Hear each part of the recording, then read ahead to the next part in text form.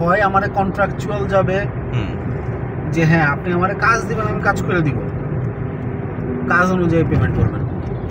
আর একটা হচ্ছে যে না, ওনার নিজের কারখানা নাই, বাট উনি নিজে কাজ করে, স্টাফ ওখানকার না করে না, উনি একটু 6টা-7টা শোরুমের মালিক, উনি কাজ করায় আনে কারখানা থেকে। না না না, এখন উনি যার সাথে কথা বলায় দিবে আমাদের, রাইট।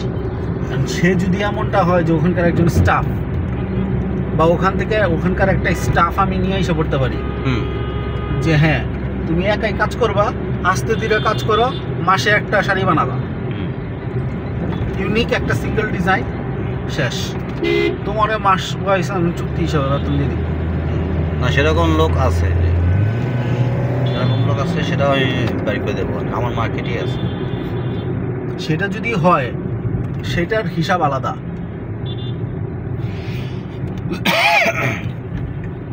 বুঝেন নাই? কারণ আমি যখন ওইরকম শোরুমের মালিক ওর কাছে যাব, তখন আমার মনে করেন তার যে হিসাব কিতাব থাকবে অন্যরকম। একে তো প্রাইস বেশি, দ্বিতীয়ত হলো গিয়ে আপনার বেশি। আমার অর্ডার দেওয়া লাগবে 5টা 6টা 7টা। একটা জিনিস 70-80 হাজার টাকা সেল হয় জানেন, একটা প্রোডাক্ট করতে হয়তো আপনার 25 থেকে 30 হাজার টাকা খরচ হয়। আমি কি বললাম তা, যে ওটা তো আমি আপনারই বললাম যে আপনি যদি মানে যা শুধু আমাকে লোকটা দেন, আমি আপনারও কাজ বাড়ি করে দিতেছি, আমিও কাজ নিয়ে দিতেছি। আপনি ওর সাথে কথা বলেন, এরপর আর লোক তো আমি দিচ্ছি। ঠিক আছে, মাসে যদি আপনার একজনের মাসে বেতন কত হইব? খোঁজ নিতে হবে, খোঁজ নিতে হবে। যত কিছুই হোক না কেন, 10-15 হাজার টাকার বা 20 হাজার টাকার উপরে যাবে না বেতন।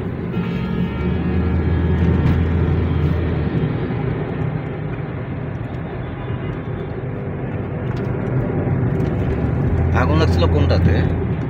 ওই মেইন বিমানবন্দরে কার্গো সেক্টর।